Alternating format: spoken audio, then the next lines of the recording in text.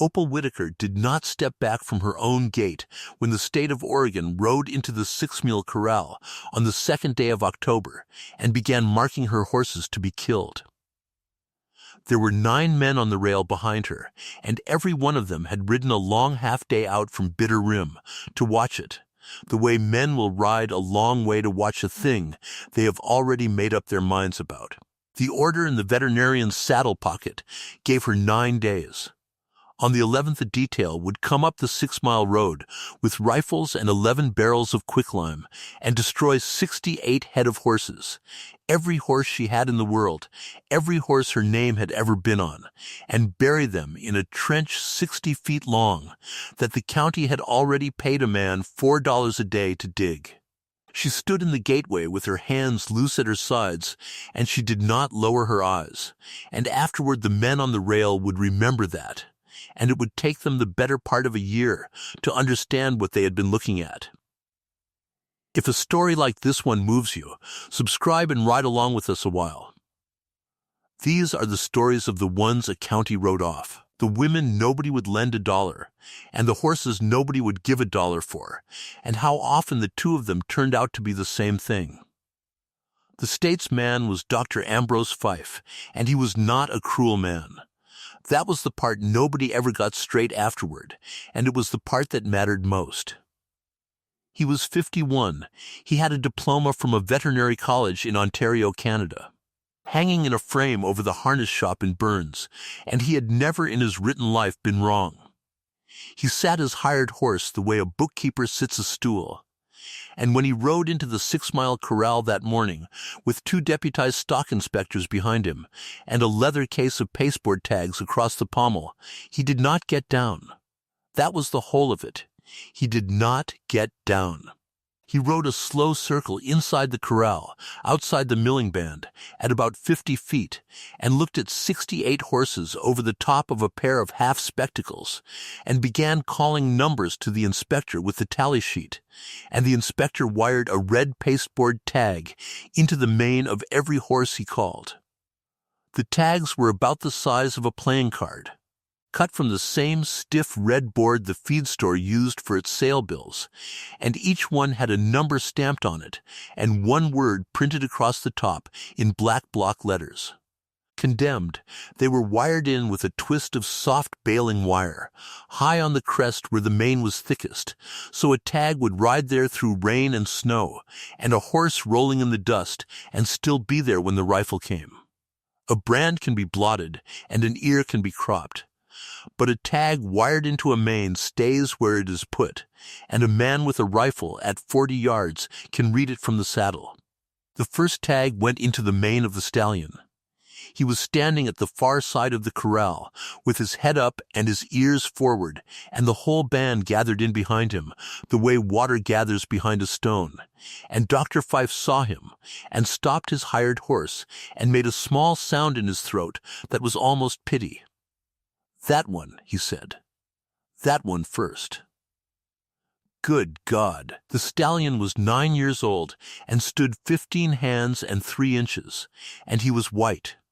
Not gray, white, a hard cold white like the light off a snowfield, and over that white, from his muzzle to the root of his tail and down every leg to the cornet, he was covered in spots, round dark spots, some the size of $1 and some the size of a thumbnail, close set over the hips and the shoulders, thinning out along the barrel, scattered up the neck, freckled across the face. There were, if a person cared to sit down and count them, more than 400 of them. He was a leopard, and there had once been thousands like him in that country, and there were almost none left, and a man who had grown up in the Wallowa before the trouble could have told Dr. Fife what he was looking at in about 4 words.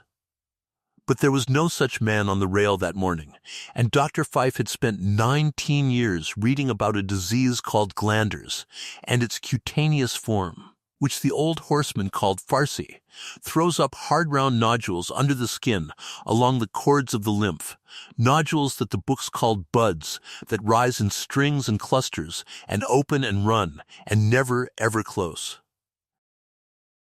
He looked at a horse covered from nose to tail in 400 round dark marks, and he saw the worst case of farcy he had ever laid eyes on in his life, and he wrote it down.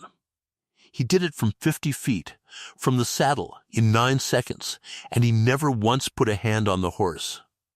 The inspector rode in with the wire and the tags and had to cut the stallion out from the band to get to him. And the stallion let him come, because that was the kind of horse he was, and stood while a stranger reached up and twisted a strip of red pasteboard into his forelock. Number 1. Then the inspector went on into the band, and the numbers went on. 2 and 3 and 4, a mare and a mare and a yearling, and the red began to show through the dust like sparks going up out of a fire.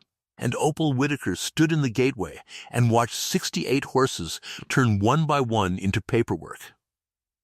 There were 3 men on that rail who owed her money, and 2 who had bought hay from her the winter before at a price she should have doubled, and a boy of about 20 who had been taught to ride by her mother.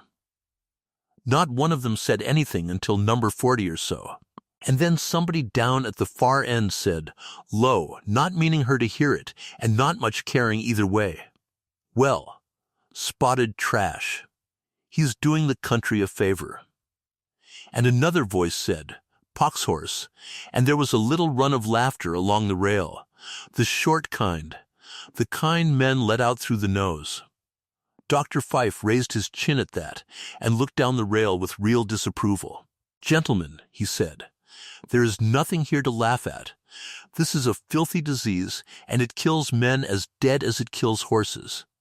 And that shut them up, and it was, Opal thought later, the single most honest thing anybody said in her corral that day, and it was said in defense of a lie. When the last tag was in, number 68, a 2-year-old filly with a blanket over her hips like a fall of snow, who had been foaled in Opal's own barn in the middle of a March blizzard and had spent her first 6 hours in the kitchen, Dr. Fife turned his hired horse to the gate and drew rein in front of the woman standing in it, and took off his hat, because he was not a cruel man. "Mrs. Whitaker," he said, "you will have received the notice. I received it. Then you understand my position. The whole basin is under order. I have condemned horses at 4 other outfits this month, and I will condemn more before the snow flies, and I take no pleasure in any of it. The disease is here. It is in this county. It has to be met." He put his hat back on. "The detail will come on the 11th. I will ask you to have your band gathered and held in this corral by 8 in the morning. It will be done as quickly and as decently as it can be done. There is an indemnity. The county pays $3 a head on condemned stock, and I will see the paper is filed for you the same day. That is $204, Mrs. Whitaker, and I would not want you to think that we are simply taking from you. $204. She had been offered exactly that number once before, in exactly those words, 11 days earlier, by a man who was not a veterinarian and had no order in his saddle pocket at all. But she did not say so then. She stood in the gate with her hands loose, and she looked at Dr. Ambrose Fife the way she would look at a horse she was thinking of buying. And something in the look made him shift in the saddle. "Doctor," she said, "you never got down." He blinked. "I beg your pardon? You rode a circle at 50 feet, and you tagged 68 horses, and you never got down off that hired horse one time. You didn't feel a jaw. You didn't look up a nose. You didn't put a hand on one animal I own." She said it flatly, without any heat at all, which was worse. "That white horse has stood for the farrier since he was 2. He'd have stood for you. All you had to do was walk over and put 2 fingers under his jaw." Dr. Fife's mouth tightened. He was a patient man, and he was being patient now, and being patient at a woman is its own kind of insult, and they both knew it. "Mrs. Whitaker," he said, "I do not need to touch a horse to read a horse. That animal is one running sore from his ears to his hocks. I have seen glanders in Winnipeg, and I have seen it in Portland, and I have seen it in the streetcar barns in Sacramento, and I can tell you that in 20 years I have never seen a case as far gone as that one, and still walking. It is a mercy that he is walking. It will not be a mercy long. He gathered his reins. 8 in the morning on the 11th. Good day to you. And they rode out, the 3 of them, and the 9 men peeled off the rail and went with them, and 1 or 2 of them touched their hats to her because their mothers had raised them, and that was somehow the worst of all. Then the dust went down the 6-mile road, and it was quiet, and Opal Whitaker was alone in her corral with 68 horses wearing red paper in their manes. She stood there a while. There was a wind out of the northeast with the first edge of the year on it, and it moved the tags, all of them at once, little red flickers all through the band, 68 of them, so that for a second the whole corral looked like it was full of small fires. Then she walked across the corral to the white stallion. His name was Pardon. She had named him herself at 4 days old for a reason she had never told anybody, and he had never once given her cause to change it.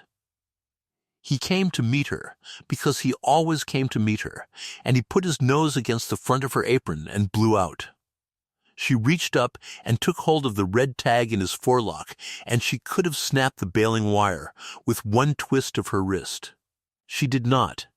Instead, she slid her hand down the side of his face and under, into the soft hollow of his jaw, where the throat runs up into the head, and she put 2 fingers there and pressed, the way she had been taught before she was 9 years old, the way you would test a loaf of bread for done. The gland under her fingers was the size of a hazelnut. It was cool. It rolled away from the pressure, loose and free and easy under the skin, the way a healthy gland rolls, the way a gland does when nothing on God's earth is wrong with it. A glandered horse's jaw is not like that. In a glandered horse, that gland swells hard and hot, and then it fastens itself down to the bone of the jaw like a rivet and never moves again. And any man who has ever put a hand on one does not forget it, and any man who has not put a hand on one does not know a single thing about it, no matter what is hanging in a frame over the harness shop. She stood in the corral with 2 fingers under a white stallion's jaw, and she knew at that moment, with a certainty that went all the way down to the bottom of her, that Dr. Ambrose Fife was wrong, that every one of the 68 horses standing around her was sound, and that in 9 days all of them would be shot. And knowing it was worth exactly nothing. That was the thing she had to sit down with that night and swallow whole. She was 32 years old, she was not a widow, and she was not a wife, and she was not a maid. And in Harney County in the fall of 1897, a woman like that was not a citizen so much as a subject of discussion. She had no money. She had no lawyer. She had no name on any deed. She had a 16-year-old boy who could not read, and a 70-year-old buckaroo with a hip that had been broken twice and set once. She had 2 fingers, and what those 2 fingers knew. Against that, the state of Oregon had a diploma, an order, a trench, 11 barrels of quicklime, and the settled opinion of every man in the Bitter Rim country. She went in and lit the lamp and got out her mother's mare book and sat down at the kitchen table and started, because starting was the only thing left that she could do. The 6-mile lay against the north foot of the Bitter Rim, where the sage runs out into hardpan, and the hardpan runs up against a wall of black rock 400 feet high and 11 miles long. It was not good land and never had been. It had a spring that had not failed in 60 years, a meadow of about 90 acres that would put up wild hay if the water was spread right, and nothing at all if it was not, and 11,000 acres of open rimrock behind it that nobody else wanted because nobody else could water it. It was a horse outfit because it could not be anything else. Her mother had come into it in 1871 behind a team and a spring wagon, and had held it 22 years, and had died in the meadow in the middle of haying with a pitchfork still in her hands, which was, everyone agreed, exactly the way she would have wanted it, which is a thing the living say to make a death sit easier. Her mother had been the horsewoman. Opal had been the daughter of the horsewoman, which in that country was a different job entirely, and consisted mostly of holding a colt's head and being told what she was doing wrong. "You're looking at his feet," her mother said. She must have said it 300 times. Anybody can look at his feet. Feel him. They would stand in the barn alley in the evening with a 2-year-old cross-tied, and her mother would put Opal's hand on the animal and cover it with her own, and move it, slow, jaw and throat and windpipe, along the crest, down the shoulder, over the point of the elbow, along the barrel, and Opal would want to look, and her mother would say, "Shut your eyes." And she would shut them, and her mother would say, "Now what's under your hand?" That was the whole education. There was no diploma anywhere in it. There was a woman with cracked hands who had made her living out of horses in a country that did not want her to, standing behind a girl in a dark barn saying, over and over, for 11 years, "What is under your hand?" By the time she was 14, Opal Whitaker could run a hand down a horse in the dark and tell you where he was sore, where he had been sore, what he was going to be sore in a week, and whether he had been ridden that day by somebody who liked him. She could not have told you how. That was the trouble, and it was always going to be the trouble. There is no way on this earth to say what is under your hand to a man who will not put his hand there.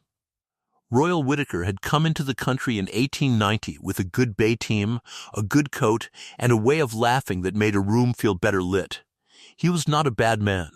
She had turned that over for 4 years and come out the same place every time. He was not a bad man. He was a man who could not stand still, and there is no meanness in a river either. He married her in 91. He put his name on the deed to the 6 Mile in 92, because that was how the county clerk did it, and neither of them thought about it for 11 seconds. He stayed 3 years and some months. In the spring of 93 he rode out to look at some ground on the Malheur, and he did not come back, and in August a man passing through said he had seen Royal in Baker City, and that fall a letter came from Spokane with $40 in it and no return, and that was the last of him. And Harney County looked at all of that and came to its verdict, and the verdict was not about Royal. A widow, the country can carry. A widow is a sad thing that happened. The country will bring a widow a ham. But a woman whose husband simply got on a horse and rode away from her? That is not a sad thing that happened. That is a piece of evidence. And every married woman between the Rim and Burns spent the next 4 years quietly deciding what it was evidence of. Nobody was cruel about it. It was much worse than cruelty. It was a kind of settled, comfortable pity that had a floor under it, and the floor was, there must have been a reason. She had been 11 days a deserted wife the first time Amos Teague came up the 6 Mile road. He was a farrier and a horse doctor, if you can call a man a horse doctor who has no paper of any kind. And he had a 40-acre place with a stone shop on it out at the mouth of Dobie Canyon, and he was the best set of hands in 3 counties, and everybody knew it, and nobody thought about it much, the way you do not think about a well. He had been a shoer in the 1st Cavalry from 1872 to 1879. He did not talk about that. He had come to shoe a team that day in 93, and instead he had leaned on the fence for a while and looked at the sad, thin, badly bred band of horses she had left, and then he had gone back to his own place and come back the next day, leading a 4-day-old white colt behind a plain sorrel mare. "That's a leopard," he said, "out of a mare I've had 20 years. He's yours. Amos, I can't pay for that." "I didn't say a price," he said, "so there's nothing to pay. and he set the halter rope over the rail and got on his horse and rode home. And that was, word for word, the entire transaction. She named the colt Pardon. She never told anyone why, and when Wick Hollister asked her, that first fall, she said it was a good short name for hollering across a meadow, which was true and was not the reason. Now, 4 years on the night of the second day of October, Amos Teague sat at her kitchen table with his hat on his knee and looked at the red pasteboard tag lying between them on the oilcloth. He had ridden over the minute he heard, and he had gone through the corral in the last of the light without saying anything to anybody, and had come in and washed his hands twice. "Say it out loud," Opal said.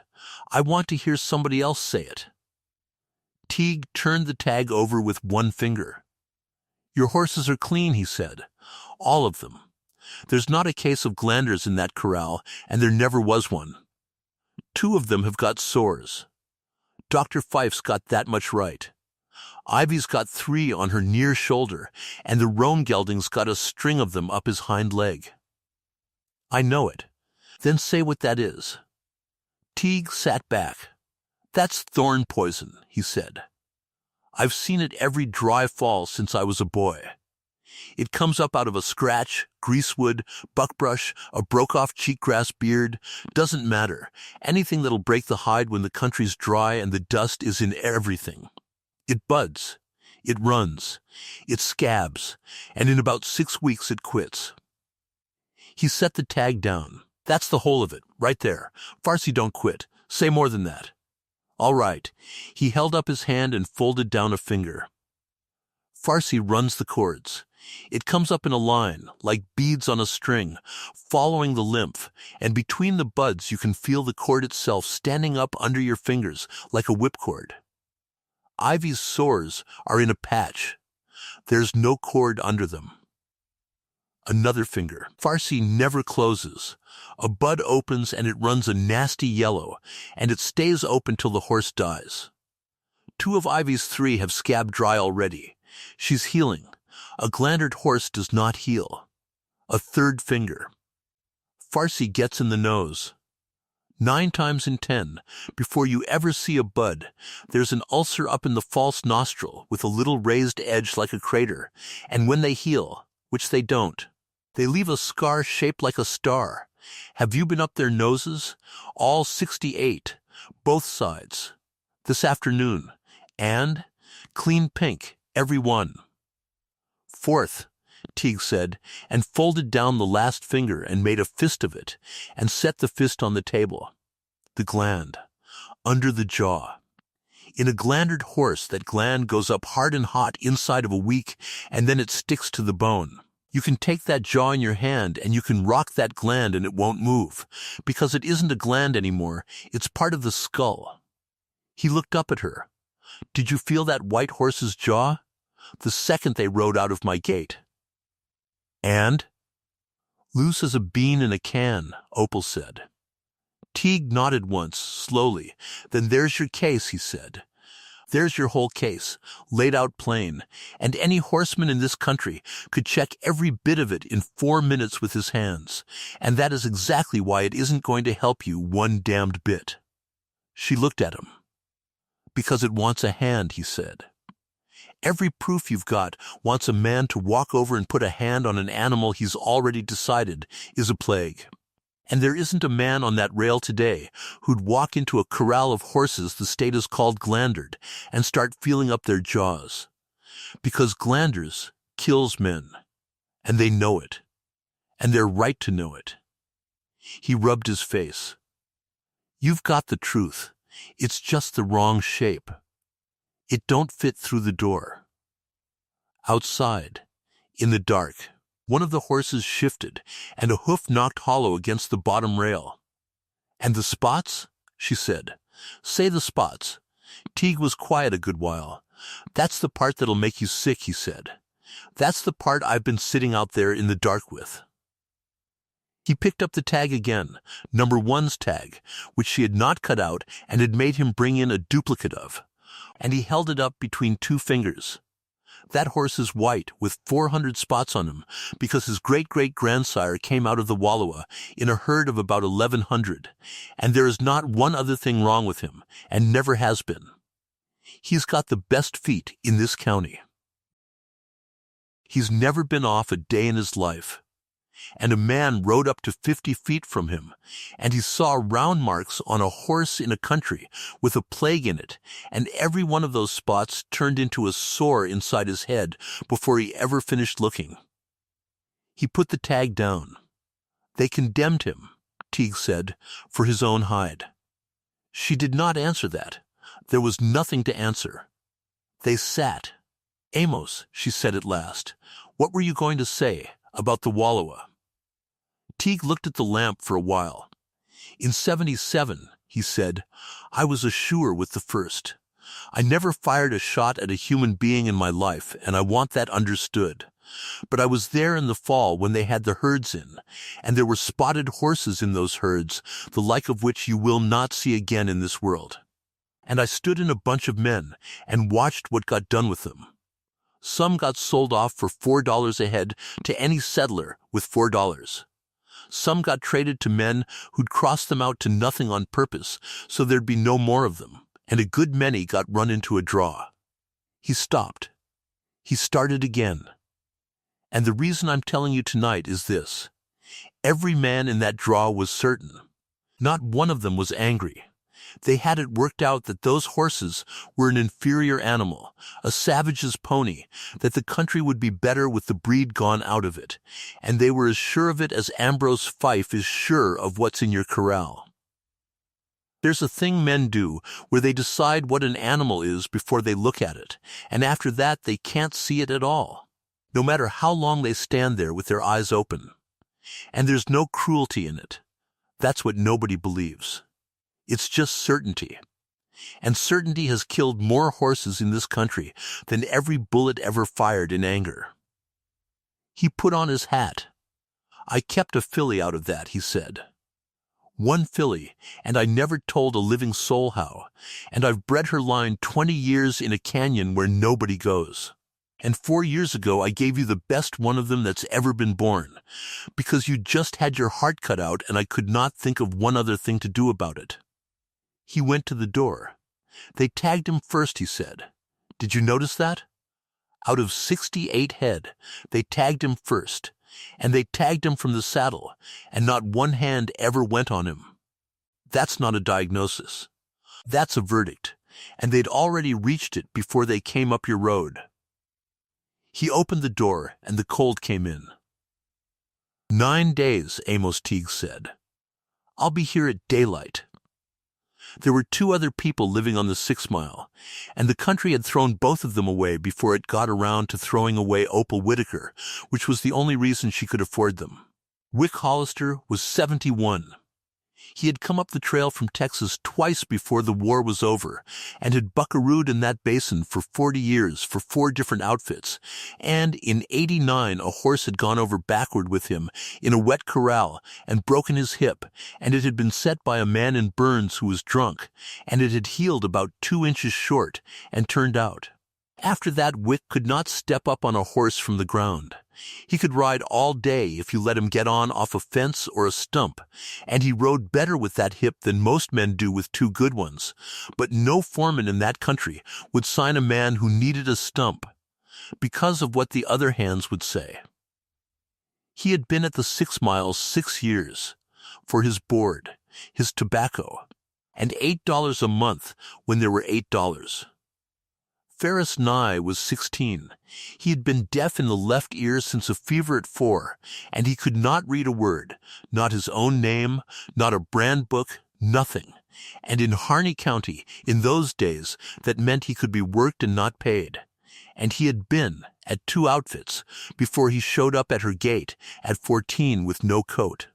He had the best hands with a colt Opal had ever seen on a person that age, including her own at that age.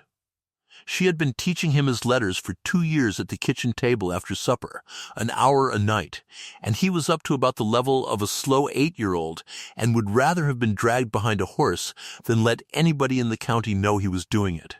Those were her hands, a crippled old man who needed a stump, and a deaf boy who could not read his own name. That, and 9 days. She went to Burns on the 4th. It is 41 miles from the 6 mile to Burns, and she made it in 1 day on a plain brown mare, because she was not going to ride Pardon into that town, wearing a red tag and give them the show. She slept in the wagon and was outside the door over the harness shop at 7 in the morning, and Dr. Ambrose Fife let her in at 8:30 and gave her a chair and a cup of tea, because he was not a cruel man. She had decided, over 41 miles, to say it the plainest way there was. "Doctor," she said, "will you come back out and put your hands on them? That's all I'm asking. Ride out, get down, and go through the band by hand. If you find one fixed gland, or one nose ulcer, I'll gather them myself on the 11th and hold the gate open for you, and never say a word." Fife stirred his tea. "Mrs. Whitaker," he said, "do you know how this disease is contracted by a human being?" "Yes, tell me." "Through a cut," she said, "or a scratch, or a crack in your hands in the winter, or your eye. It gets in a break in you, and it goes into your lymph, and it makes in a man exactly what it makes in a horse, and there is no cure for it at all, and it takes about 2 weeks, or about 2 years, and it is very bad either way." He set the cup down. He looked, for a moment, genuinely startled, and then genuinely respectful, and then he shook his head, and she watched the respect go out of his face, and something worse come in, and the worst thing was gentleness. "Then you understand," he said, "why I will not be putting my bare hands into the throat latch of 68 infected horses. I have a wife in Burns. I have a daughter of 9. I am not going to carry glanders home to them in a crack in my thumb because a rancher asked me to be sporting about it." He folded his hands. "And I will tell you something else and ask you to hear it as kindly as it is meant. This is precisely how it always goes. In Winnipeg it went this way, and in Sacramento it went this way. The owner cannot see it. The owner has raised these animals, and the owner comes to me and says, 'Doctor, feel this one, doctor. You have not understood.' And I never have to, because I understood from the road. Sentiment is a splendid thing in a home. It has no place whatever in an outbreak. It isn't sentiment," Opal said. "It's a gland." "It is sentiment," Fife said, wearing a gland. And he smiled at her, not unkindly. That was the worst part. He smiled at her. Then she said, "Who complained?" "That is not a thing I can discuss. It's Lavinia Cade," Opal said, "and you don't have to, because I already know." She had known since the 2nd of October, in about the time it takes to strike a match. Lavinia Cade ran the store and the post office at Bitter Rim, which meant she ran what the Bitter Rim country thought about anything, and she had a stationery drawer and a free franc and a settled 4-year-old unshakable conviction that Opal Whitaker had driven a good man out of the county. There is no arguing with that kind of thing. It does not live anywhere an argument can get to. But it was not Lavinia who mattered, and Opal understood that on the ride home, somewhere around the 20th mile, when she finally made herself sit still with the one fact she had been walking around for 11 days. Hollis Trent had offered her $3 a head on the 21st of September. He had ridden up the 6-mile road himself, alone, which he never did. And he had sat his big brown horse at her gate. He did not get down either. She thought later, nobody in this whole business ever got down, and he had looked at her band and made a face, and said, "Opal, I'll take the whole works off you at $3 a head. 68 head, that's $204, cash today. I'll be honest with you, I don't want 'em. They're spotted and they're small, and I can't ship 'em. I'm doing it because your mother was decent to me in '79, and because that winter is going to be a bad one, and because you cannot feed 68 horses on 90 acres of wild hay. Take the money." And she had said no, and he had said, "Suit yourself," and touched his hat and ridden off.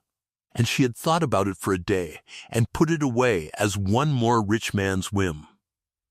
11 days later, the state condemned the same 68 head, and the indemnity, the exact figure the county would pay her for the privilege of shooting them, was $3 a head. $204. The same number, to the dollar, offered 11 days early by a man who said he did not even want them. She stopped the mare on the road at about the 30th mile and sat there in the dark for a long while and did not move. Hollis Trent was 54, and he was the largest shipper of horses in eastern Oregon, and he was not, in the ordinary way of it, a villain at all. He was a builder. He had come into the basin with nothing in '78 and made the Crown Land and Livestock Company out of grass and nerve, and he ran, that fall, better than 900 head under the Crown brand, and employed 31 men, and had put up half the money for the schoolhouse at Bitter Rim, and there were 4 families in that country who would have starved out in '93 if he had not. Quietly carried their notes, and every one of them would have told you so. And in the fall of 1897, Hollis Trent had a contract. Everybody in the basin knew about it. In July, the news had come down out of the north that men were coming out of the Klondike with sacks of gold, and by August, the whole West Coast had gone out of its mind. And by September, every steamer out of Seattle and Portland and San Francisco was loading men and outfits for Skagway. And the one thing on this earth a man landing at Skagway had to have, and could not get, was a horse. They would take anything with 4 legs. That was the part nobody said out loud. There was a trail out of Skagway over a place called the White Pass, 45 miles long. And it was filling up that autumn with dead horses, and men were writing home about it. And Trent had a signed contract with a Seattle outfitting house to deliver 600 head of saddle and pack horses to the boats at Portland at $40 a head before the 1st of March. 600 head. $40 a head. $24,000. There was not that much cash in Harney County. There was not that much cash in Harney and Malheur counties together. Hollis Trent was 13 weeks and 600 horses away from the largest sum of money anyone in that basin had ever seen in one piece, and the whole basin was proud of him for it. And there was exactly one thing in this world that could stop it. You cannot ship a horse out of a district under a glander's quarantine. Not one. Not for any price, not to any buyer, not with any paper. The instant the state declares an infected district, every hoof in it is frozen where it stands, until the outbreak is traced, the source is destroyed, and the district is released. It can take a year. It can take 2. She sat on that dark road doing the arithmetic that nobody else in the county had bothered to do. And it came out clean, and it came out ugly. Hollis Trent did not want her ranch. He had 11,000 acres of better ground than hers, and he would not have taken the 6 mile as a gift. It was a rock pile with a spring on it. He did not want her horses. He had said so himself, and he was telling the truth. They were small and spotted, and he could not ship them. He wanted a source. The state was going to find one. The state had to find one. That is what an outbreak investigation is. It is a hunt for the place the thing began, and it does not stop until it finds one. And when it finds one, that outfit is destroyed, and the rest of the district goes free. Somebody in the Bitter Rim country was going to be the reason. And if it was the outfit up on the rimrock with the spotted horses and the woman whose husband had left her, an outfit of no consequence, an outfit with 68 head of unshippable trash and not one friend on the county court. Then it was over in 9 days. The trench got filled. The district got released, and 600 head went north to Portland in January, and Hollis Trent got his 20. $4,000. And if it was not her, it was going to be somebody. And whoever it was going to lose everything. She got the mare moving again.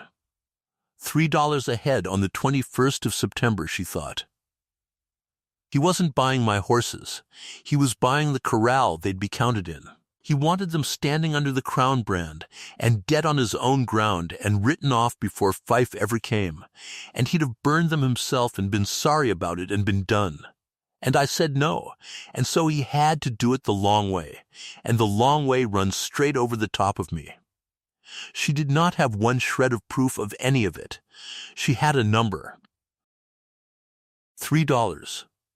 And a number is not evidence. A number is a coincidence, and she could hear exactly how it would sound if she said it out loud in Burns, the deserted woman up on the rim, whose horses are all going to be shot on Monday, standing in the street saying that the man who built the schoolhouse is behind it.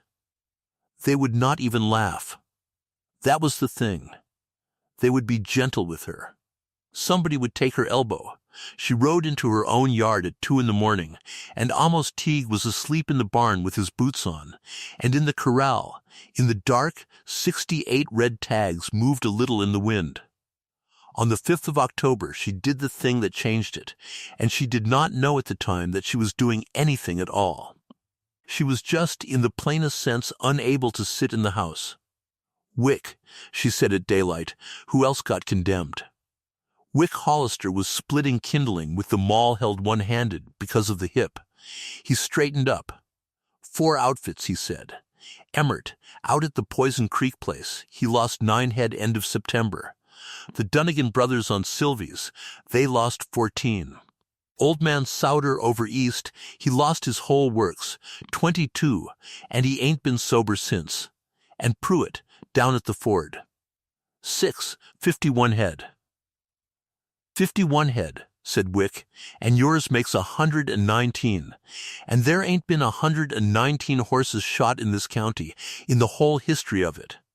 Are they on the same water? Wick stopped with the maul up. What? Emmert's on Poison Creek, Dunnigan's on the Sylvies, Soder's clear over east on the Malheur slope, Pruitt's on the ford. Am I right? You're right. 4 different drainages, Opal said. 5 with mine. A disease is not a rumor, Wick. It doesn't jump 40 miles because people are talking about it. It has to be carried.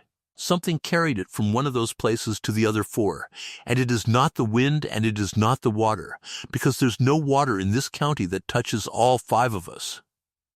Wick set them all down. Saddle me the brown mare, she said. And the bay. I'll be gone 3 days. She took Ferris nigh, because Ferris could hold a horse's head better than any man in the basin, and because she was not leaving a 16-year-old alone in a yard where a shooting detail might come early. They rode 210 miles in 3 days, changing horses at noon and sleeping where dark caught them, and went to every outfit in the Bitter Rim country that had a sick horse on it. Condemned or not, and at every one of them Opal Whitaker asked the same thing, and got laughed at about half the time, and asked anyway. I'd like to put my hands on him. And here is the part that turned the whole thing over. At the first 4 places, she found glanders. It was real. That is what nobody ever understood about her afterward, and what the newspapers got wrong for years. They wanted her to be the woman who said there was no plague, and she never said any such thing in her life. There was a plague. It was in that basin, it was killing horses, and it was going to kill a man before it was through. At Emmert's she went into a shed and put 2 fingers under the jaw of a brown gelding that was still standing and still eating. And the gland under her hand was the size of a hen's egg, and hot and welded to the jawbone like a knot on a tree, and it did not roll, and it never would again.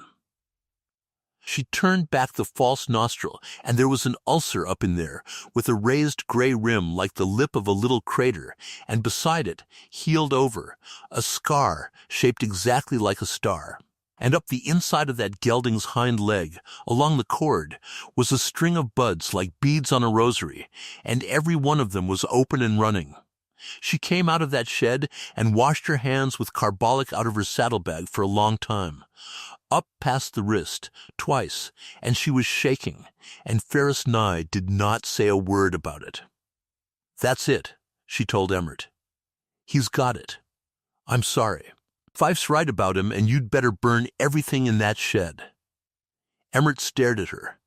"You come 40 miles to tell me my horse is sick?" "Lady, the state already told me that."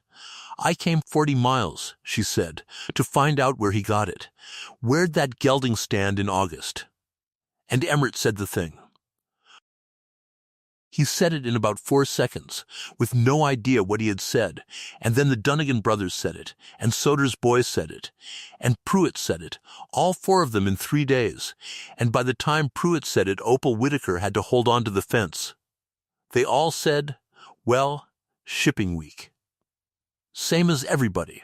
The Bitter Rim shipping yard sat where the county road crossed the creek at the head of the basin, and it was not much, 2 big corrals, a sorting alley, a scale, and a trough. There was no railroad in Harney County, and would not be one for a generation.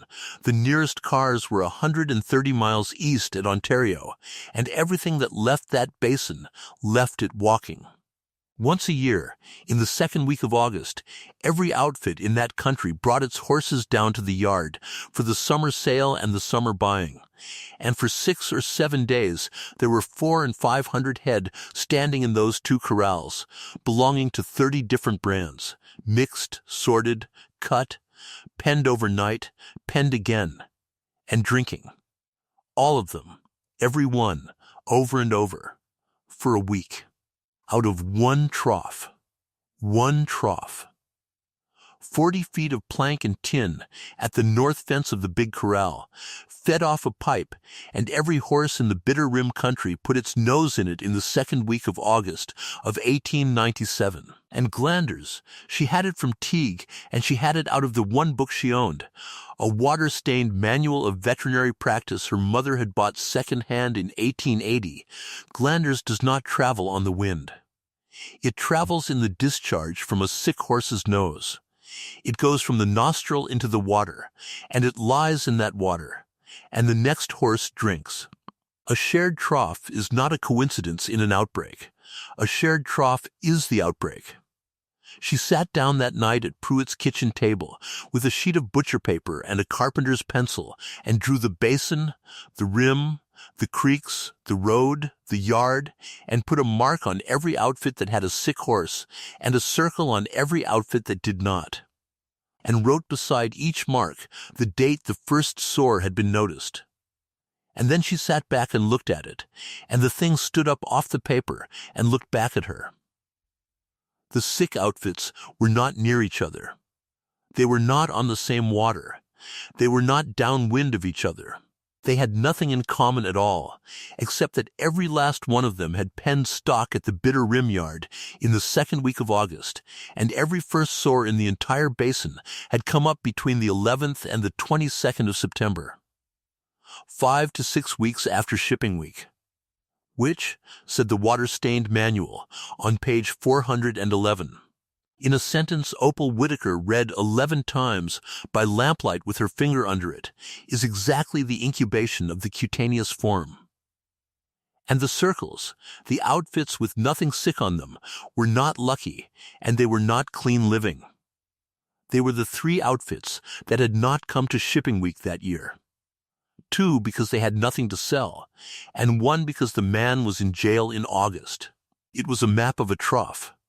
She rode home the long way past the yard and got down at last. Somebody in this business finally got down and stood at that trough a while in the wind with her hands in her apron pockets, looking at 40 feet of green plank.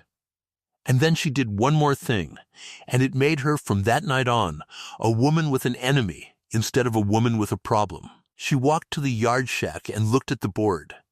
The yard keeper was a man named Dab Ryerson, who got $11 a month to count what came in and what went out, and he chalked every bunch on a slate by the door and left it up until the next one wiped it off. And there were 4 lines on it going back to summer, and the 3rd line down said, in Dab Ryerson's square hand, Aug 9. Crown LANDL 31 HD, in off the Ontario Trail, ex-Chicago, H. Trent 31 head, trailed in from the cars at Ontario. Out of Chicago. Hollis Trent had bought horses in the East that summer. Everybody knew it. It had been the talk of the country in July.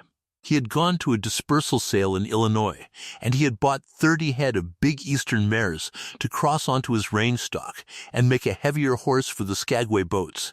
And he had bought, on top of that, at a price the basin repeated to itself all summer like a psalm, an imported hackney stallion out of England named Baronet for $2,400. They had come west in stock cars as far as the rails went, and then they had been trailed the last 130 miles in from Ontario by 4 of the Crown's men. $2,400 for one horse.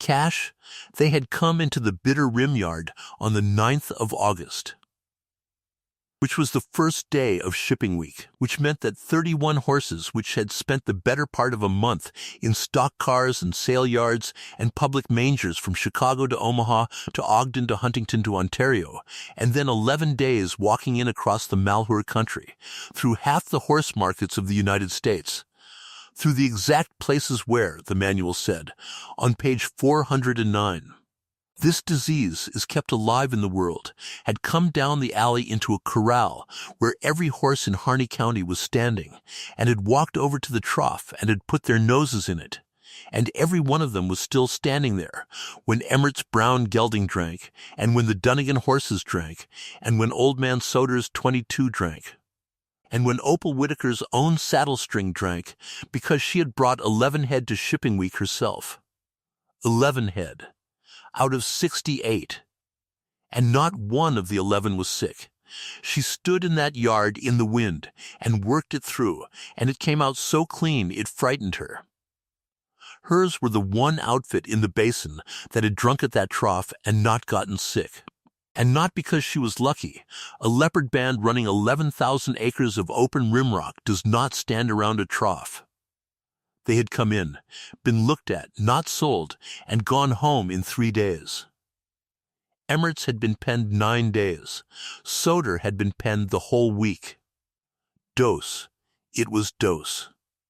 It was time with your nose in the water. And the country had gotten exactly the disease its horses had drunk for. She got home on the 7th of October with 4 days left, and Amos Teague came out of the barn and took one look at her face. "You found it," he said. "I found it," said Opal Whitaker. "It walked in here off the Ontario Trail. It came in with his bunch, Amos. And it stood in that yard for a week, and it poisoned this whole country out of one trough, and every horse that's been shot in this basin since the middle of September was killed by a $2,400 stud horse out of England. And the man that brought him in has got a contract for 600 head to the Portland boats by March that dies the day anybody says so out loud." Teague was quiet. "How many head did he bring off them cars?" he said. 31. "Uh-huh," said Amos Teague. "Now go count what's in his pasture." She did not understand him for a second. And then she did. And she sat down on the chopping block in her own yard, with the butcher paper rolled under her arm. Because if a man ships 31 head, and one of them starts to run at the nose in September, he does not shoot it and burn it and report it, not with $24,000 sitting 13 weeks out. He does something else with it. And whatever he does with it, his pasture no longer holds 31. She rode to Burns on the 8th, and on the morning of the 9th she spread the butcher paper on Dr. Ambrose Fife's desk and talked for 11 minutes without stopping. And she was good, and she was right, and she watched his face the entire time. He looked at it a long while after she was done. He was, whatever else, a serious man, and she could see him taking it seriously, and for about 4 seconds she thought she had him. Then he said, "Where did you get the dates?" "I rode 210 miles and asked." "You asked." He said it gently. "You asked ranchers to remember, 6 weeks after the fact, what week they first noticed a sore on a horse, and you wrote down what they told you, and you have drawn a picture of it. That is not a finding. That is a conversation. He touched the butcher paper with one finger. A stock inspector would call this hearsay, drawn in pencil. Then go look at the trough. And do what? Look at it. For the first time there was an edge in him, and it was not anger, it was fatigue, and it was much harder to argue with. Madam, I have 119 head condemned and a district to close, and I am one man with a hired horse. I cannot chase a theory built on gossip and a chalkboard, because a woman is going to lose her stock on Monday and cannot bear it. If you want to accuse Hollis Trent of concealing glanders, go swear it in front of the county court and let him answer it. But you had better be very sure. Because that man has 31 families in this county eating out of his hand, and you have, and he stopped himself. He actually stopped himself. Say it, Opal said. And you have a reputation, Dr. Fife said quietly, that I did not make and do not enjoy. Go home, Mrs. Whitaker, 8 o'clock on Monday.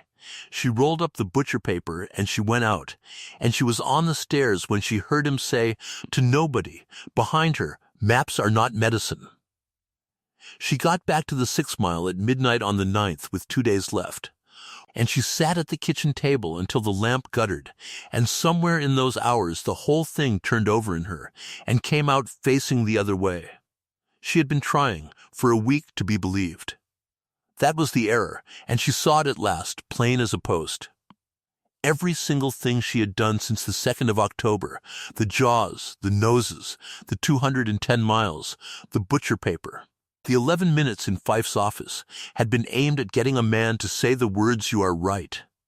And there was not a man in Harney County who was going to say those words, not because they were wicked, but because saying them cost more than any of them had. For Fife it cost 19 years of being right. For the country it cost the schoolhouse, and the notes Trent carried, and the plain unbearable idea that the plague had come in on the coat of the man who built the town. For Trent it cost $24,000. She had brought 2 fingers to a fight about money. And underneath that was the thing she had been refusing to look at since her mother died, that she had spent her whole life waiting to be given permission by people who had no business giving it. Permission to speak in the feed store, permission to bid, permission to be a woman with a horse outfit and a husband who left. She had stood in that gateway on the 2nd of October with her hands loose at her sides, waiting for the state of Oregon to do the decent thing and get down off its horse. They were not going to get down. In 32 years, nobody had ever once gotten down.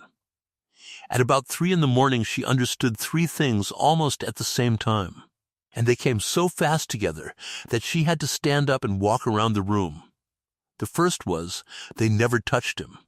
Not one hand went on pardon before that tag went into his mane, which meant the case against her horses was not a mistake in medicine at all. It was a decision made at 50 feet by a man who already knew what he would find. And a decision like that cannot be corrected with evidence, because it was not made with evidence. It can only be broken in front of witnesses by making the man do the one thing he refused to do, where everybody can watch him do it. The second was, Trent does not want anything of hers. Not the rock, not the spring, not the spotted horses. He wants a reason. The state was going to name a source or close the whole basin, and Hollis Trent needed the source to be somebody, and she was the cheapest somebody in Harney County. She had not been chosen because she was guilty. She had been chosen because she was convenient, and being convenient is what happens to a woman the day a county decides there must have been a reason. And the third made her stop walking. 31 head came off that trail. She had been thinking of it as arithmetic. It was not arithmetic. It was a horse. Somewhere in this county, tonight, there was a live animal that had come out of Chicago with the plague in it, and had not been shot, and had not been burned, and had not been reported, because reporting it would have ended the contract. And a man who will not shoot a glandered horse, and will not report it, has exactly one thing he can do with it. He has to put it somewhere. It will not be his. She was still standing in the middle of the kitchen floor when the sky started to gray. Then she went out and woke Wick Hollister and Ferris Nye, and she saddled the brown mare, and she said the sentence that made her. In the eyes of the state of Oregon, a criminal. We're turning them out. Wick Hollister looked at her for a long moment with his hat in his hand. "Onto the rim," he said. "Onto the rim. They'll swear a warrant on you inside of a day." "I know it." "Obstructing an order of the board," Wick said. "That's a fine you can't pay, and it's the county jail at Burns, and there ain't a woman been in it since '84, and if you go in it, that boy and me can't hold this place a week." He turned the hat around once. Then he put it on. "Get the stump," he said. "I ain't stepped up off the ground since '89, and I ain't starting tonight." It took them the whole of the 10th, and it was the best day's work Opal Whitaker ever did in her life. Nobody in Harney County ever understood how 3 people moved 68 loose horses 11 miles up onto the top of the Bitter Rim in one day without a wreck, and the reason nobody understood it is that they were all thinking about it as driving. It was not driving. You cannot drive 68 horses up a rimrock. They led them, and they led them with one horse. Because a band of range horses is not 68 animals. It is one animal with 68 parts. And it has an order in it as fixed as the pews in a church. And if you know the order, you do not need 30 riders, and you do not need a rope. You need the one horse, the rest will follow into water. And the one person, that horse, will follow into anything. Opal Whitaker rode Pardon out through the gate at first light with a red tag still wired in his forelock. And she did not look back. And behind her, without one shout and without one shot fired over them, 67 horses came out of that corral in the order they had held for 9 years, the old lead mare Ivy first, and then the mares in their strings with their foals at heel. And the young stuff bunched and shoving in the middle, and the 2-year-old fillies at the drag with their heads up, watching everything, terrified and delighted, and went up the 6-mile draw and over the top of the Bitter Rim, in a line, at a walk, like something out of the Bible. Wick Hollister rode the point of the string on a gray. Ferris Nye rode the drag, and the boy never said one word all day, and about halfway up the draw Opal looked back and saw that he was crying, and she looked away again and gave him that. On top, the Bitter Rim is 11,000 acres of nothing at all. Black rock, sage, 4 hidden meadows nobody could see from below, 1 seep at the head of Dobie Canyon that ran all year, and a horizon in every direction. There are 11 ways up onto it, 3 of them a horse can use. 1 of them a man who does not know the country can find. They put the band on the seep meadow at the head of Dobie at 4 in the afternoon, and Opal turned Pardon loose in it, and he walked off 11 steps and put his head down and started to eat. And the whole rest of them spread out around him and did the same, and it was the most ordinary thing anybody ever saw.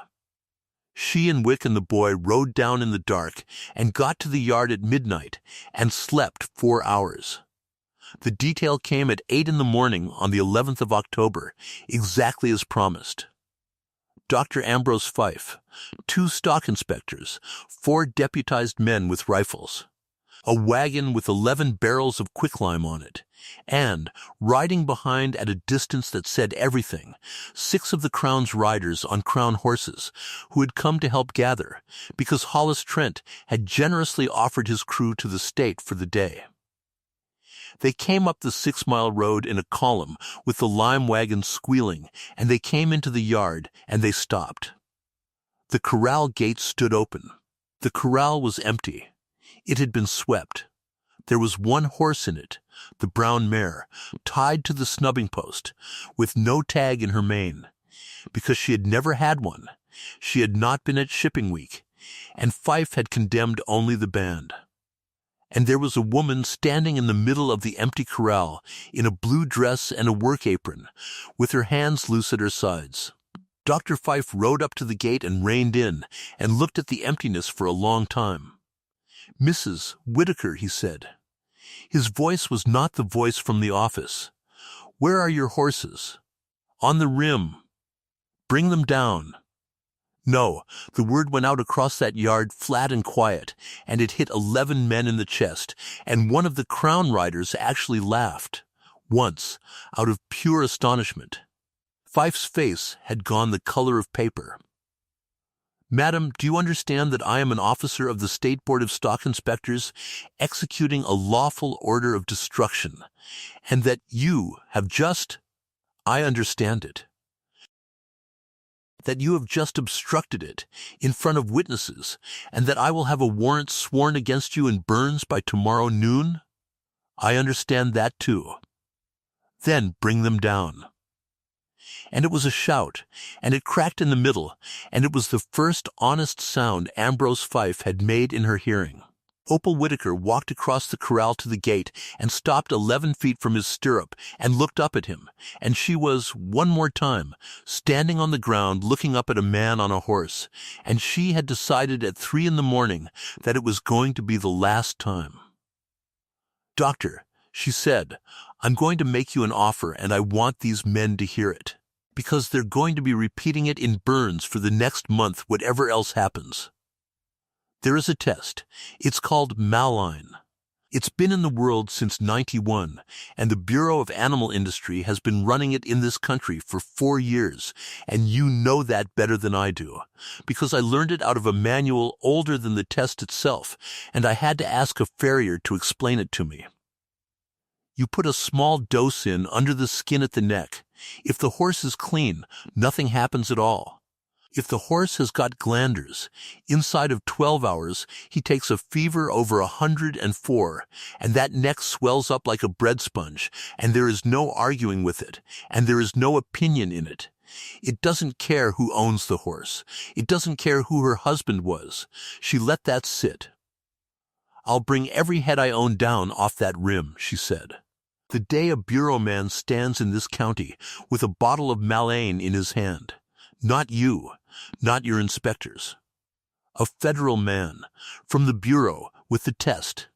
He tests my 68 in front of the whole basin, and I will hold each one of them myself, by the head, with my own hands, and if one of them lights up, you may shoot the lot where they stand, and I'll dig the trench. But he tests the crown too, every head that came in off that Ontario trail in August. All 31. There was a silence in that yard you could have leaned on. Then one of the crown riders said, "Now, hold on." 31 came in, Opal said, not looking at him, not raising her voice, looking straight up at Dr. Ambrose Fife. "It's chalked on Dab Ryerson's board out at the yard, and it's been chalked there since August, and any man here can ride out and read it. 31 head, off the cars at Ontario, out of Chicago, into that trough on the 9th of August, 4 weeks and 3 days before the first sore came up in this basin. So you go count what's in Hollis Trent's pasture, doctor, that's all. You don't even have to get down for it. Sit right up there where you're comfortable and count. And when it comes out 30, she said, you come back and tell me which one of us has been talking about sentiment." The warrant was sworn in Burns on the 12th of October, and it named her by the name she had not chosen and could not get rid of, Opal Whitaker, wife of Royal Whitaker, of the 6 Mill, obstructing a lawful order of the State Board of Stock Inspectors. $90, or 90 days. She never saw the inside of the jail.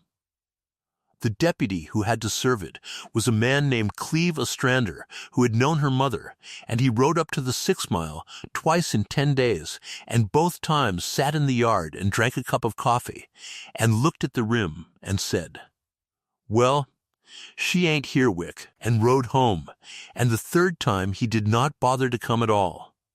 There's a kind of law in a country like that which is enforced entirely by whether men can stand to enforce it. But the gather was different. The gather was not sentiment. The gather was money. Hollis Trent put his crew on the bitter rim on the 14th of October, and he did it beautifully. And he never once said an unkind word about her in public.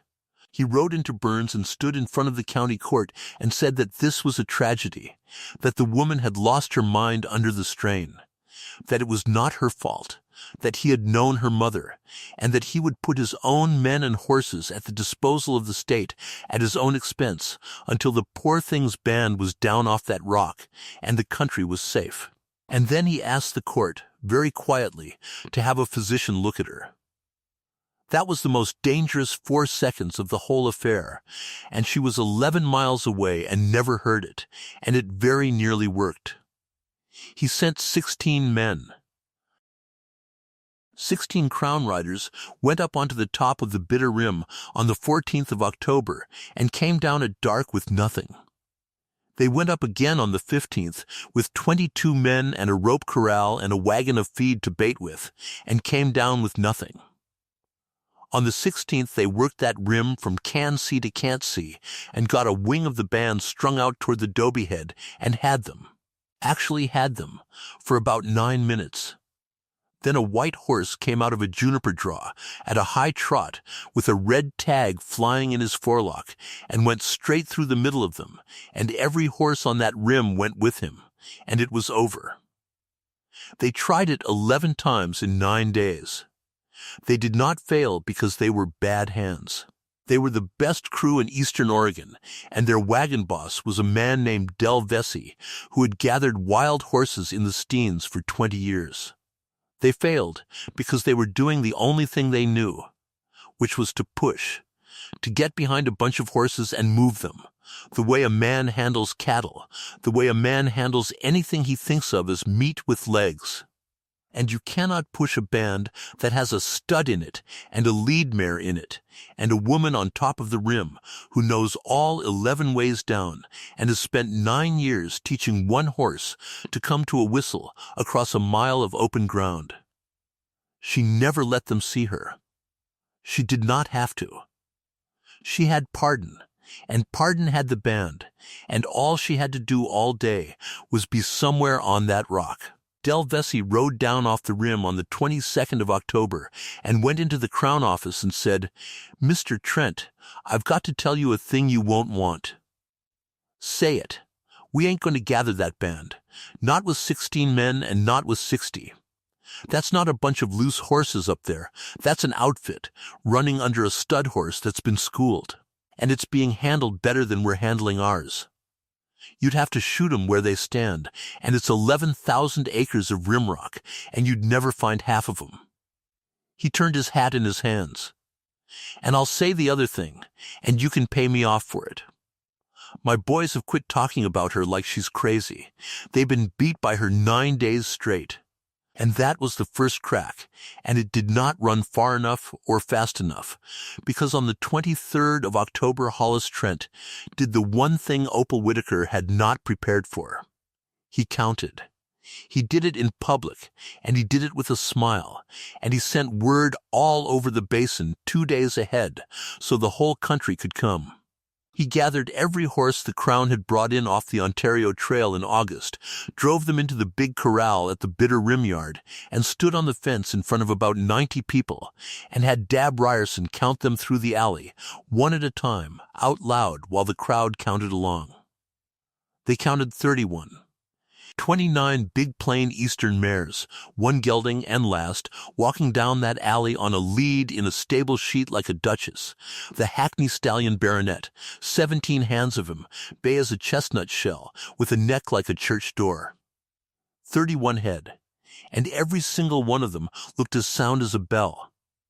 Hollis Trent took his hat off to the crowd. "Now I want to say a word about that woman," he said, "and I want it said kindly, because she has had a hard 4 years, and I will not stand here and add to it. She has told this country that my horses brought a plague into it. She has told this country to go count my pasture, and that we would come up one short. Well, you have counted it. You counted it with your own mouths." He put his hat back on. "There is nothing wrong with my horses. There is nothing wrong with that trough.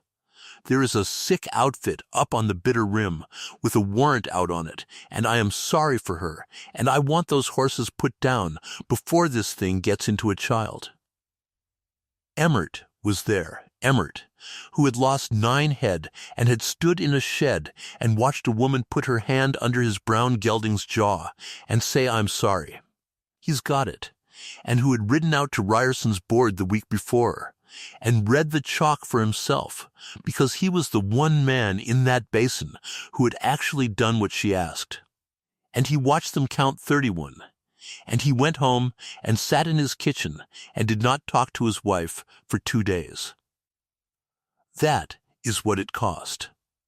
That is what it always costs. She had been right since the 2nd of October, and on the 23rd of October, in front of 90 witnesses, she was proved a liar by arithmetic, and every person who had begun, quietly, in the dark, to wonder, stopped wondering, and went back to feeling sorry for her, and hated her a little for having made them feel foolish. Because Hollis Trent had brought 31 head in off that trail in August, and there were 31 head in his corral in October, and both of those things were perfectly true, and only one man in Oregon knew they were not the same 31. Del Vesey had cut a plain bay gelding off the Crown's own range in September and clipped a shipping number into his hip with a pair of horse clippers and turned him in with the Eastern bunch, and it had taken him about an hour. And Trent had never asked him to do it, and Vesey had never told him he had. That is exactly how a thing like that gets done in this world. There is no conspiracy. There is a foreman who understands what his employer needs and does not wish to be told.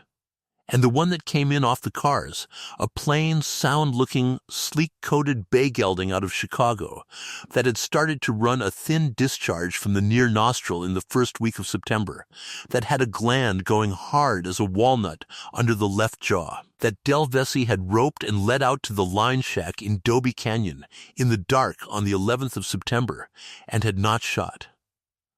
Because Del Vesey had been ordered to have it gone, and had not been ordered to have it dead, and because a shot horse has to be buried, and a buried horse can be dug up by any fool with a shovel and a grudge, that horse was alive on the 23rd of October, standing in a pole pen behind a line shack 4 miles from Opal Whitaker's band, eating good hay, getting worse. And Del Vesey, riding down off that rim on the 22nd of October, having been beaten by a woman for 9 straight days, had already thought of what to do with him. Royal Whitaker came home on the 25th.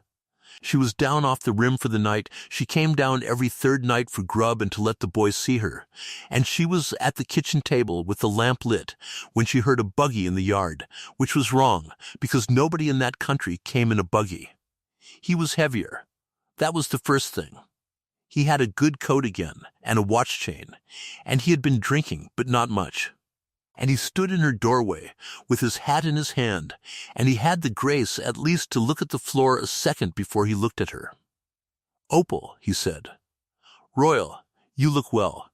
"I look 40, she said. "Say what you came to say. I've got to be on the rim by 4. He sat down without being asked and turned his hat around on his knee, exactly the way Wick did, exactly the way Teague did, exactly the way every man in that country did when he was about to say a thing he had already decided. "I've been in Seattle," he said. "Opal, there's things going on up there you can't imagine.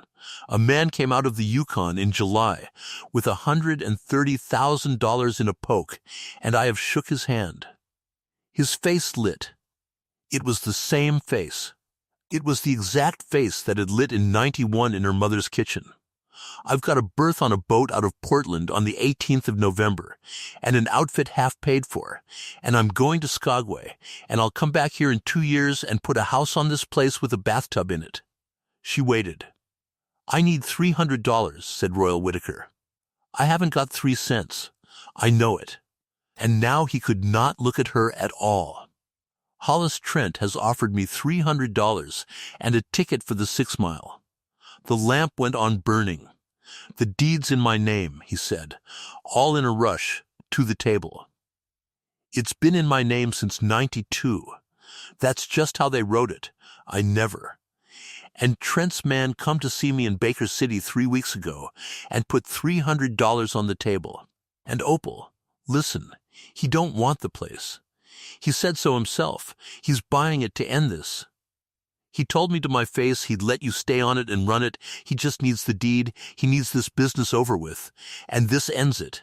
And I get my boat. And you get to stay. And nobody has to, Royal, she said. Stop. He stopped. He's not buying a ranch, she said. He's buying the last thing in this county with my name anywhere near it. The minute he owns this ground, everything standing on it is a trespass, and my horses aren't a band anymore. They're stray stock on Crown land, and he can gather them at his leisure with the sheriff holding his coat, and I can't say one word, because I'll be a squatter in a house I was born in. That's what $300 buys.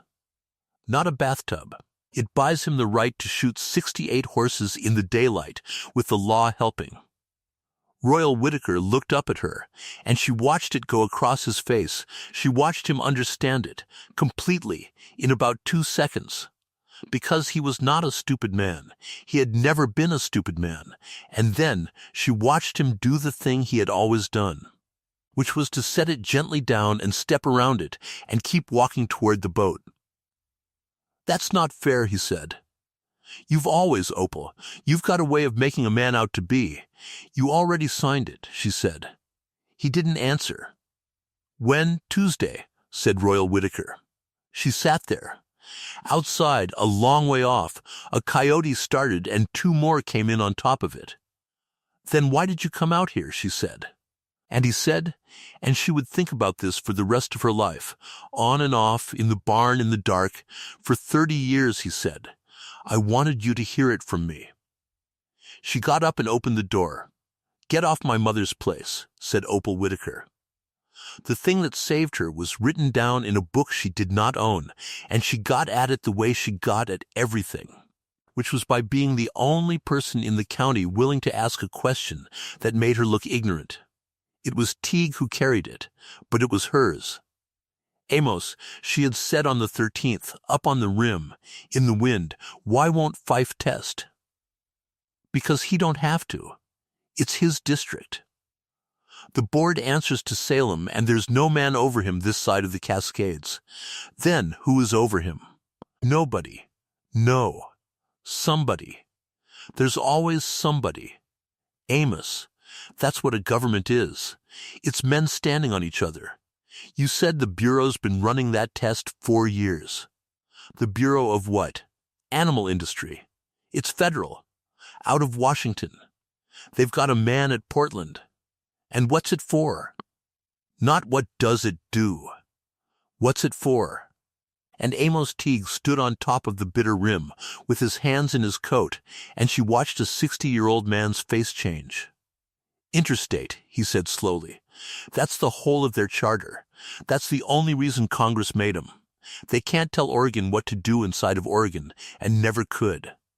But the second a diseased animal crosses a state line in a car, the second, it ain't Oregon's business anymore. It's theirs, and Salem can't say one word about it. 31 head, said Opal Whitaker, came out of Chicago. They looked at each other on that rock a while.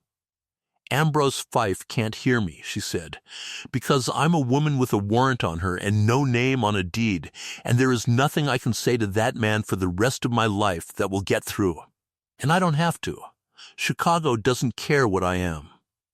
Illinois to Oregon in a stock car is a fact, and it happened in August, and it's chalked on Dab Ryerson's board where any man can read it, and it is a federal fact, and the Bureau does not need my permission or my husband's signature or Ambrose Fife's opinion to come and look at it. She had him ride to Burns.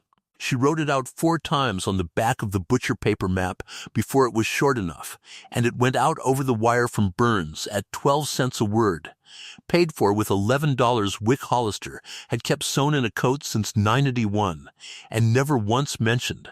31 head ex-Chicago, trailed into clean District Harney CO Org Og.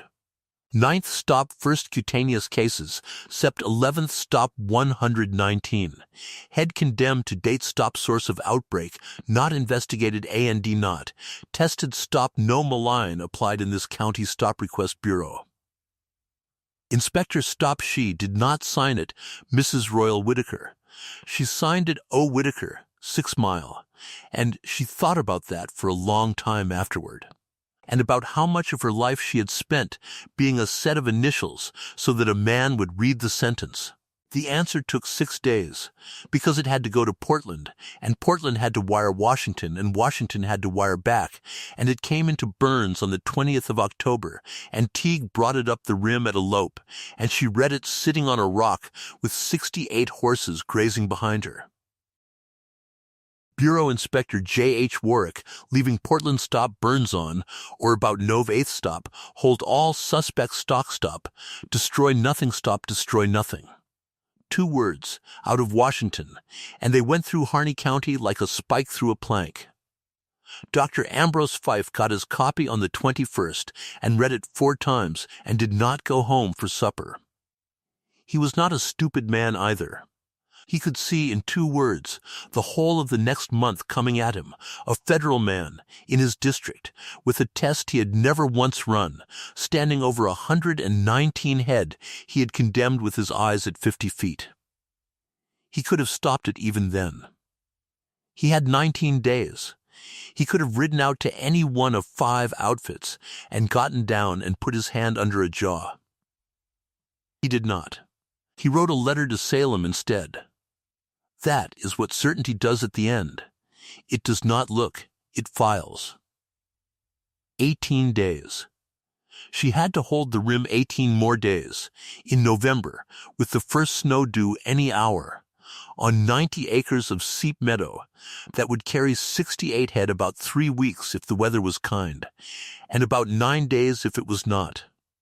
They came for her on the night of the 2nd of November. Not with rifles. It was much better than rifles. Del Vesey came up the Dobie Trail at 2 in the morning, alone, on a shod horse with sacking tied over its feet, leading a plain bay gelding on a long rope with a gunny sack tied over its head. And he opened the wire gap at the head of the meadow and pulled the sack off and slapped the bay on the rump and let it go into the dark toward the smell of 68 horses. And then he closed the gap behind it and rode home and went to bed. It was, as a piece of work, close to perfect. He had committed no crime anybody could name. He had turned a horse loose on open range. In 9 days, a federal inspector would put malin in the neck of every animal in that band, and one of them would come up with a fever of 105 and a neck like a bread sponge in front of the entire basin and the United States government, and after that there would be nothing left to discuss, ever, about where the plague in the Bitter Rim country had come from. And the woman would be finished, all the way down to the floor, not by a lie, but by a fact. Opal Whitaker found it in 11 minutes at first light, and she was never able to explain how, and she quit trying by about 1899. She came up out of the Dobie Head at gray dawn to look at the band, the way she had every morning for 22 days, and she stopped her horse. She had not counted anything. She had not seen anything. She had looked at the meadow, and the meadow was wrong. The shape was wrong. A band on good grass in the morning lies in a shape, and the shape has a stud at the top of it and a lead mare downwind and the young stuff in the middle where it is warm, and that shape had been the same shape every morning of her life. And this morning there was a horse standing 200 yards out on the north side, alone, in the open, head down, not eating. And Pardon was not in the band. Pardon was standing between. He was 50 yards off the band's edge, square in the line between his mares and that horse, with his head low and his neck out and his ears flat back on his skull, and he had been standing there. She found out later from the ground, for most of the night, and every time the bay had tried to come to the water the white horse had run him back off it. Horses do not make room. That is the whole of it. A range band is not a crowd. It is a family with a constitution, and there is no such thing in this world as a strange horse quietly joining one in the night. He is driven off, he is kept off the water, he is made to stand out in the open away from the grass, and he stands there for 3 weeks or a month until they let him in. And the stud does the driving. 68 horses had told her before she ever got off her mare, in a language she had been learning since she was 4 years old and had never once been able to say out loud in the feed store, that there was a stranger in the meadow. "Ferris," she said. "Ferris, don't." But the boy had already gone. He was 16, and he was the best hand with a horse she had ever seen at that age, and he saw a lost, thin, worn-out gelding standing alone, with his head down being run off water by a stud, and every good thing that had ever been put in him, picked him up and carried him across that meadow at a run with his hands out, and he had that bay by the jaw with his bare hands before she got her mare. Turned around. She was off and running, and she was screaming at him, and he could not hear her, because she was on his left. Ferris Nye stood in the grass, holding a strange horse's head in both bare hands, and looked up at her with his face open and pleased, the way a boy looks when he has done a kindness, and he said, "He's all in, Opal. Somebody's turned him out to." And then his hands, which were the best hands in the basin, told him. She watched it go through him. She watched a 16-year-old boy's face come apart in about a second and a half, standing in the wet grass at sunrise, because the gland under his right hand, under the left jaw, hot, hard as a walnut, welded to the bone, absolutely immovable, had just said the only word it knows. He let go and stepped back and looked at his own hands. "Opal," he said. His voice had gone high. "Opal, I got. My hands is." He had a crack across the ball of his right thumb an inch long, the kind every man in that country has all winter, the kind nobody notices, the kind she had told him 900 times to grease at night. She got him to the seep, and she scrubbed his hands with carbolic until he cried out, and then she scrubbed them past that, up over both wrists, twice, 3 times, 4, with him white and shaking, and her talking the whole time in a voice she did not recognize as her own, low and level and pleasant, the voice you use on a colt in a wreck. Then she made him strip in the cold, and she burned his shirt, and she scrubbed his forearms, and she looked into his eyes and told him the truth, because he was 16, and lying to him would have been the last insult. It's a little cut, and you washed it in 4 minutes. That's good. That's the best there is. But you're going to watch it, and I'm going to watch it, and if you take a fever, or if that thumb goes up, or if you get a lump anywhere on you, you're going to tell me the same hour. Not the next day. The same hour. Ferris Nye looked at her. "Am I going to die?" he said. "I don't know," said Opal Whitaker. "Probably not. Almost surely not. And then, because he had earned it, there isn't any cure if you do." The boy stood there in the sunrise, with his wet raw hands out in front of him, like something he had been handed and did not want, and he nodded once. She walked back across the meadow. The bay gelding stood in the grass where the boy had left him. He was 7 or 8. He was a good horse.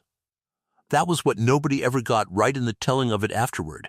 He was a good, kind, plain, sound-looking bay gelding with an honest eye, and he had been foaled in some pasture in Illinois, and sold and shipped and stood in 6 public mangers between Chicago and Ontario, and walked 130 miles across the Malheur country in August. And none of it was his fault, and he was going to die of it. And he was going to be the thing that saved 68 lives. And he had no more idea of any of that than the grass did. He had a thin gray-yellow discharge crusted from the near nostril down the side of his face. There was an ulcer up in the false nostril with a raised rim like a little crater. The gland under the left jaw did not move at all. And on the near hip, under 6 weeks of grown-out hair. So blurred and fuzzed and soft-edged you could not have read it from the saddle at 50 feet, so plain you could not miss it with a hand, clipped into him in Chicago in July by a shipper's boy with a pair of horse clippers, was the number 9. Opal Whitaker stood there in that meadow for a long, long time, with her hand flat on that number, feeling the way the hair had grown. 90 people had watched a fresh, sharp, hard-edged number 9 walk down Dab Ryerson's alley on the 23rd of October. "Oh," she said, out loud, to a dying horse, on top of a rock, 11 miles from anywhere. "Oh, you poor thing. Look what they've done to the both of us." She kept him alive for 6 days.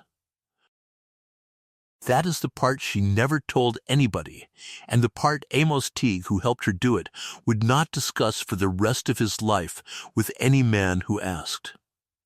They built a pole pen at the far end of the rim, 2 miles from the band, and every morning and every evening for 6 days Opal Whitaker rode out with hay and with water in a barrel on a stone boat, and greased her hands before she left, and scrubbed them with carbolic when she got back, and stood outside those poles, and watched a good, kind horse get worse in front of her. She could have shot him. It would have taken 4 seconds, and Wick Hollister offered twice. She did not, because he was the only true thing left in Harney County. He was the fact. Dead, he was a story a woman told. Alive, he was a horse a federal officer could put his hands on. So she fed him for 6 days, and he came to the polls for her at the end, because horses do that. They come to the one who brings the water, no matter what, always. And on the 5th evening, he put his head over the top pole and blew at her, and she put her forehead against the wood on her side of it, and let herself have about a minute. "I know," she said. "I know it. 2 more days." Dr. J. H. Warwick of the Bureau of Animal Industry came into Burns on the stage on the 8th of November, and the first thing he did in Harney County was get down. He was 44, and he had a bad shave, and a canvas coat, and a satchel, and he had done this in Kentucky and in Kansas, and twice in the horse cars of Chicago, and he had no opinion whatever about anybody in that basin, because he had never heard of any of them, and did not intend to. He listened to Dr. Ambrose Fife for 1 hour in the office over the harness shop. Then he said, "Doctor, show me your test results," and Fife said there had been no testing, and Warwick said, "None?" And there was a silence in that office that lasted about 9 seconds, and Ambrose Fife aged 4 years inside it. Then Warwick said, "Where is the woman?" They did it at the Bitter Rim Yard, and the whole basin came. Because by then the whole basin had heard the 2 words out of Washington and had been chewing on them for 18 days. 200 people, men who had not spoken to each other since '89. Lavinia Cade came in her good coat and stood at the front. Opal Whitaker brought 68 horses down off the rim on the morning of the 9th of November, alone, ahead of a white stallion with a faded red tag in his forelock, and put them into Dab Ryerson's big corral without a rope or a shout, and 200 people watched her do it, and not one of them said a word the whole time. Warwick tested them by hand, one at a time, all 68, and it took 5 hours, and she held every head herself.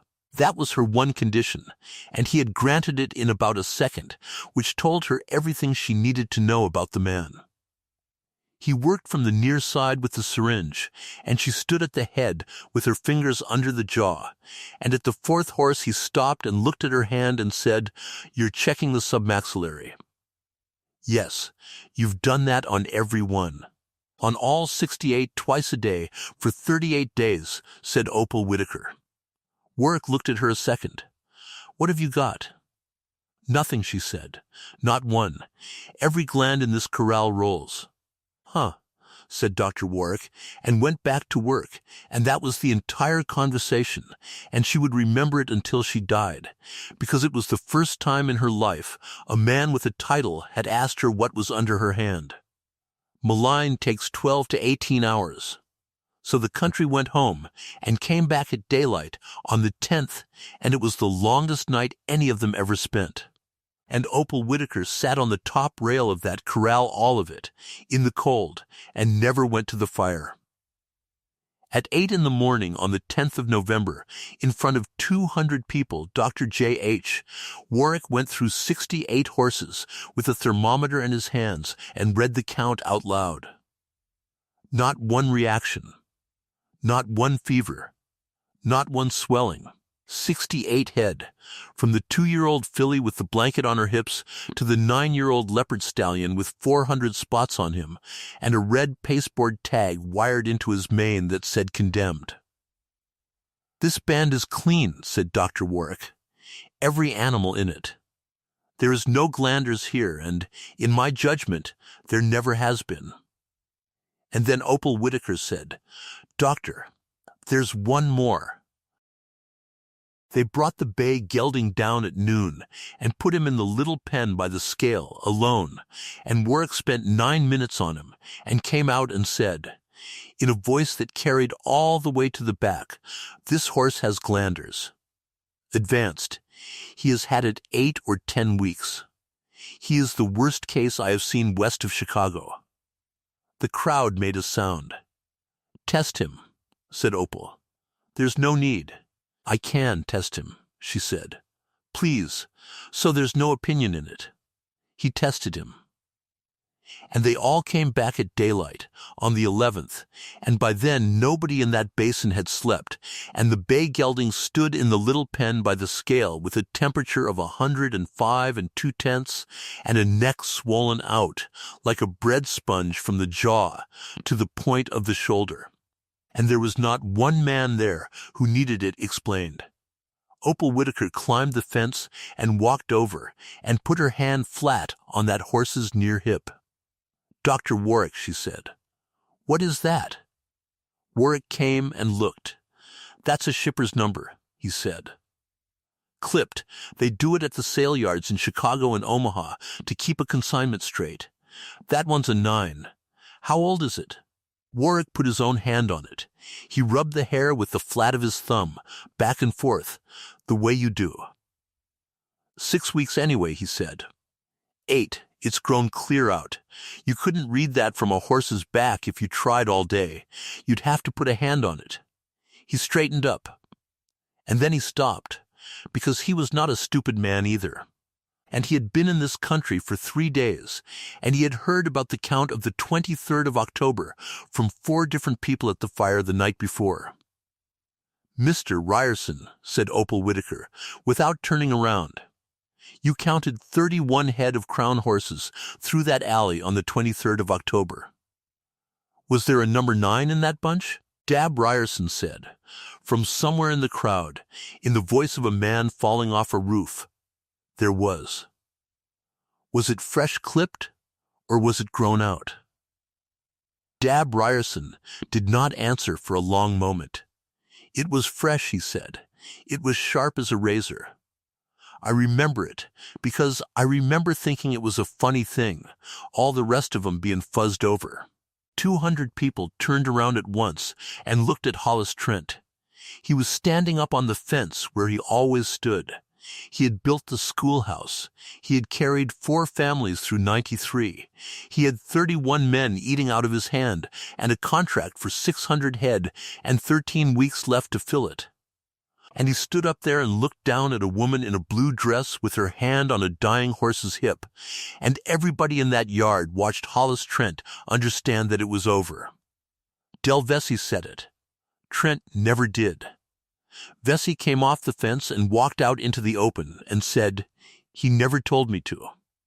That's the God's truth, and I'll say it anywhere. He never asked, and I never told him, which was true, and which was the most damning sentence spoken in Harney County that year, because 200 people heard exactly what it meant. Dr. J.H. Warwick tested the crown herd on the 12th of November. Baronet went up first and went up worst. $2,400 of imported English Hackney stallion, 17 hands.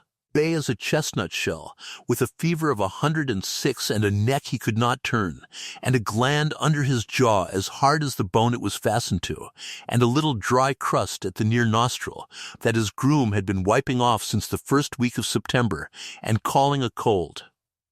9 of the 30 went with him. 11 more of the Crown's own range stock that had wintered near the home corrals went with them. 41 head. The district was closed on the 13th of November by federal order. Not for a month, not for the winter. It was closed for 14 months, and no horse left the Bitter Rim country for any purpose in all that time. And the contract for 600 head to the Portland boats died the day the wire went out, and every dollar Hollis Trent had was in it. The trench was already dug. That is the part they still tell in Harney County when the story comes around at a branding. The trench was already dug, and the 11 barrels of quicklime were already bought and paid for. And they had been sitting in the county barn at Burns since the 1st of October, waiting on 68 spotted horses. They used them on the Crown. The detail went out on the 16th of November. Warwick, Fife, 4 men with rifles, the same wagon, the same lime, and destroyed 41 head, and it took 2 days. Opal Whitaker rode over on the second day, and got down and walked into that corral, and stood with them. Nobody asked her to.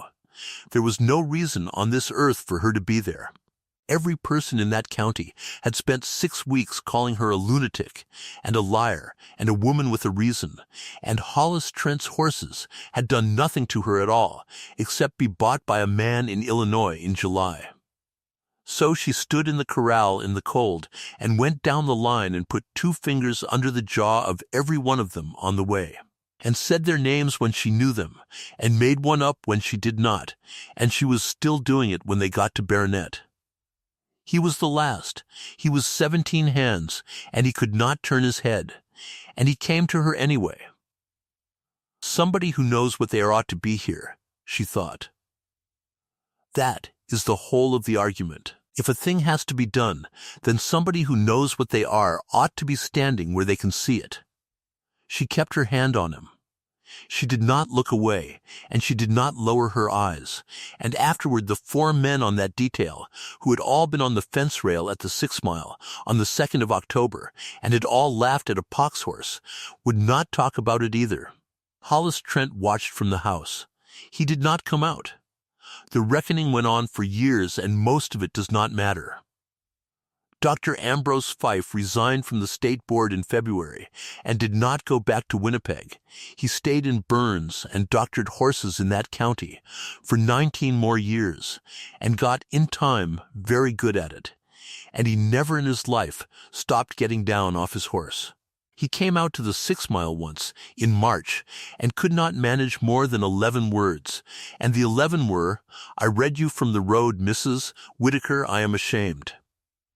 And Opal, who had had a whole winter to build something cutting, and had built 4 or 5 good ones, said, "Come in, doctor, there's coffee."